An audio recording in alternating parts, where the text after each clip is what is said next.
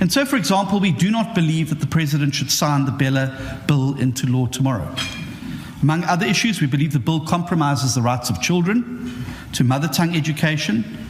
And that's why I met the President on BELA yesterday, and I really hope that we can find a common way forward.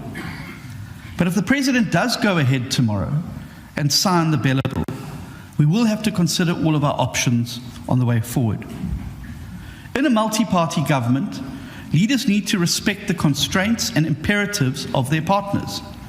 And any leader that tries to ride roughshod over their other partners will pay a price, because their time will come when the shoe is on the other foot, and they will need the understanding of those partners in turn.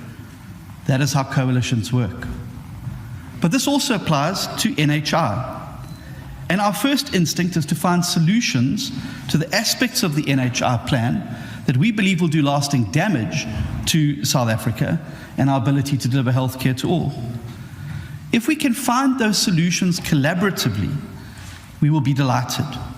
If we can't, we will pursue the interests of South Africa and South Africans' people through every other legal means at our disposal. It is important that we find common ground on this matter, particularly given the fact that the common goal is surely universal access to basic health care for every South African, regardless of their income status. It's what we want, it's what many in the private sector want, and it's certainly what any patriotic South African would want. But does it have to come at the expense of the destruction of choice? Does it have to come at the expense of the destruction of the private medical sector in South Africa, which is world-leading in many aspects? Or can we also find a model like we're doing with Operation Vulindlela, like we're finding with rail, like we're finding in so many other aspects, where we can harness the partnership of the private sector to bolster and improve the public sector? And that's the compromise I believe we should be looking to find. We can spend the next 10 years slugging it out in the Constitutional Court, clause by clause on the NHI. Will that move us any closer to universal access to basic health care, improved hospitals, and a better quality of care for all South Africans at the access points that they access public health care? No, it won't. And so surely the shorter path to achieving what we all want is to find that compromise and to work together in partnership and in a collaborative way that ensures that we achieve the common objective that we all want. And I think it is important, particularly in this new environment that we find ourselves in, and the new era of coalition politics, that conflict over policy in a multi-party government like the GNU is normal and indeed is necessary in a democracy. It happens in coalitions the world over. It's not unique to South Africa, and it is a feature of coalitions, particularly in coalitions as large as the Government of National Unity is. And it is also, importantly, not an existential threat to the government. Let me say again, to be clear, conflict over policy in the GNU is not necessarily an existential threat to the government. But that doesn't mean that we would not walk away under any circumstances. I set out earlier in the speech that the bottom line for the DA is that the economy grows and it creates jobs. If the GNU cannot or won't do that, then there's frankly no point being part of it. Indeed, if the ANC insists on taking down the country down the path to economic ruin, it would be our patriotic duty to leave the government and to use our position in Parliament then, our 22%, to stop the slide into catastrophe. Similarly, if the ANC sought to compromise the Constitution, undermine the independence of key institutions like the Reserve Bank, or do away with private property rights, we will have no part in it. The DA can never in good conscience be party to any assault on the Constitution. And so, the DA will not crash the government unless the government is crashing the economy or trashing the Constitution.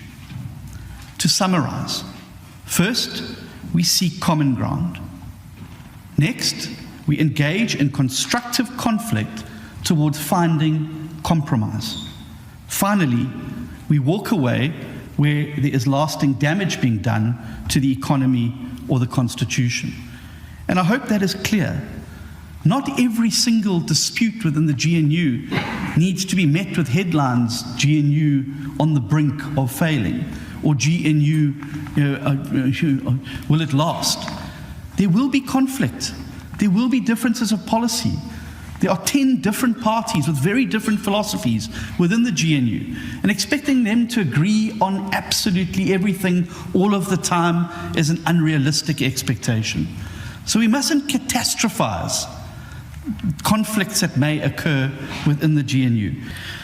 Ladies and gentlemen, I now want to move to an explanation of the DA's approach to relations with the ANC inside the GNU.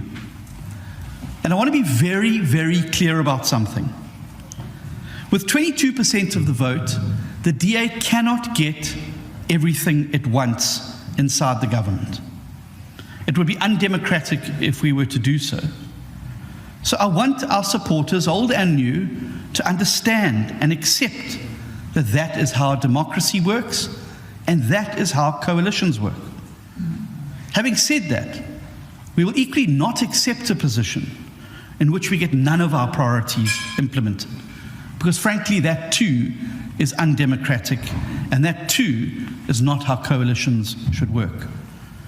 The reality is, whatever way you slice and dice it, whatever way you want to cut the pie, the DA holds the balance of power in the government of national unity. Without the DA's support in Parliament, the GNU does not have a majority. So, fair is fair. We can't get it all our own way, but equally so, the ANC can't get it all their own way. Thank you, Honourable Chairperson. We have sought to explain over and over what the Government of National Unity is really all about. It's about executing the mandate of South Africans. The South African people did not give a single party an outright majority to set up government on its own. So that having been done by South Africans, it required that we should all put our heads together and say, how do we take this country forward? And in doing so, the 10 parties got together and said, we should work together as the people of South Africa have determined and decided, and form a government of national unity, since no single party achieved a 50+1 majority on its own. So it requires that there should be a measure of cooperation. Statement of intent was then drafted, which I should say, having been drafted, a number of parties were then consulted. Nearly all parties were consulted that are represented in our parliament. In the end, 10 said very clearly, we subscribe to these principles that are set out in the statement of intent, and we are therefore committed and determined to work together collectively as the 10 parties. And those 10 parties having agreed to do so, I then had the opportunity, having been elected the President of the Republic by this Parliament, to then pick or appoint a cabinet that is made up of the majority of those parties, and some are represented in our parliament. And those members of the executive, including those who are in our parliament, having signed to the statement of intent, have set out a clear program of where South Africa should go on the mandate of the people of South Africa. And of course, as I said earlier, we're all from different parties that have different manifestos, parties that have different or adhere to different ideologies. But what unites us is the statement of intent. And this statement of intent, having united us all, we also inserted the governance processes that will govern our relationship. In case there are any areas of difference or disputes. Last night when we met, we decided that in ensuring that we enhance good working relationships, we will have what we call a processing team, a team that will process whatever needs to be addressed by the leaders of all the political parties. So that processing team will identify those issues that we need to discuss and, say, resolve from time to time. And embedded in the statement of intent, of course, we did say, if there ever was an area of difference, and let me put it up front, that of course, because we come from different political parties, there will always be differences. As there are differences in any relationship, whether it's between friends, between partners in a marriage or in an organization, in a company, or even here in Parliament, all over. So there will always be people who see things differently. We therefore need to find ways of resolving those.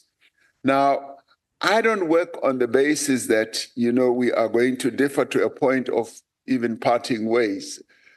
I've often worked on the basis of what Nelson Mandela taught us, that for every problem, there is a solution. And so you try to find the solution. And so we underpin our working together, and we confirmed this yesterday, that we will find solutions to whatever problems that may arise, because problems will arise, and we should never kid ourselves and think that we will not have challenges and problems. So we will find problems. So how will we take them? To arbitration or mediation? No, we will engage amongst ourselves. We will find each other. And of course, we've set up a system that has been tried and tested in solving problems, sufficient consensus. But for me, sufficient consensus means that we build consensus amongst all of us. So we build consensus, we convince one another, and find solutions for the problems that we may have. And that is the way that the government of national unity will proceed forward. So that is why I continue saying to our people, support this process that you, as the people of South Africa, decided we should have through the vote outcome that you landed us with. So we are here because the people of South Africa, through their votes, delivered this outcome, and we must make it work. So last night we said we're going to make this work, and we will, as we face challenges, find solutions, as you will see as time goes on. From tomorrow onwards, you'll find how we find solutions, or you'll see how we find solutions to continue with this government of national unity. Iyo ke le ndiyakuthemba ukuthi uvile.